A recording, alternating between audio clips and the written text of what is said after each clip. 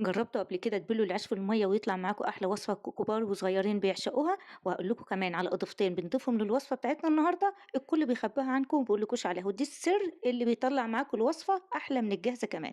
جايبة هنا معايا عيش بلدي جايباه من الفرن. طبعا واضح إن هما بدقيق الحبة الكاملة، أنا جايباهم بدقيق الحبة الكاملة، في نوع طلع أبيض ونوع غامق شوية، بس أنا جايباهم على أساس إن هما دقيق حبة كاملة. بافتح كده العيش بتاعي زي ما إحنا شايفين، ويا رب يا رب كل اللي يحط لايك وشير للفيديو ده صلّي عند حبيبك محمد عليه أفضل الصلاة والسلام. أنا هنا فرمت البصل مع حبّايتين من الشطة الحارة، لو أنت حابة تعملي عادي مش مشكلة، لو بتحبيش الحاجة حارة، باصفّيهم كده من المَيّة عشان دي المَيّة اللي إحنا هنستخدمها بَل العيش.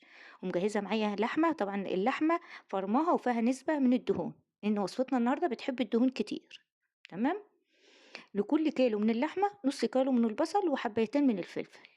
بعد ما صفيت البصل كده بانزل بالبهارات، بهارات حواوشي، فلفل أسمر، كمون، كزبرة، الملح، نخلّي بالنا إن بهارات الحواوشي فيها ملح، ونضبّط الملح بتاعنا، ونزلت بقى بقطعة من اللية مبشورة، دي بقى أول سر من أسرار الحواوشي بتاعتنا النهارده، قطعة اللية المبشورة دي هي اللي بتغيّر الطعم بتاعِك جدًا. هنا بقى مَيّة البصل نزلت عليها ببهارات من بهارات الحواوشي وملح وقلّبتها كده.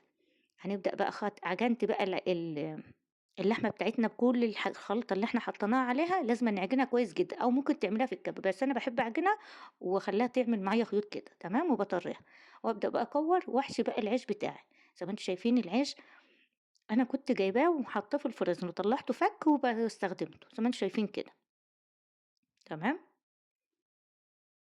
لو وصلتوا معايا لحد هنا ما تنسوش بقى اللايك للفيديو عشان يوصل لناس كتير بتحب تعمل الحواوشي وتعرف سر من أسرار الحواوشي. لسه برضه هاقول لكم على آخر سر هنضيفه للحواوشي، هاقوله لكم وإحنا بنسوي.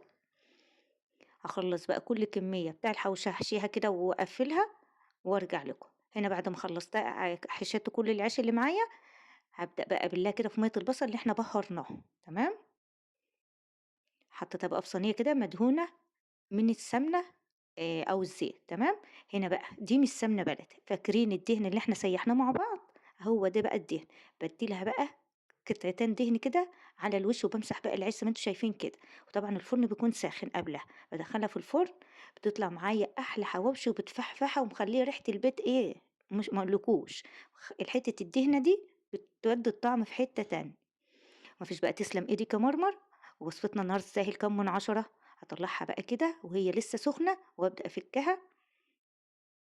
طبعًا ما حدّش يخيّل ولا يقول لي الصينية بتاعتي، الصينية دي أحلى صينية عندي باسوّي فيها حواوشي وفطير، وباعمل فيها فطير. أنا عندي الصيجان التانية بس أنا باحب الصينية دي في التسوية جميلة جدًا، كلّنا عندنا الصينية دي في البيت.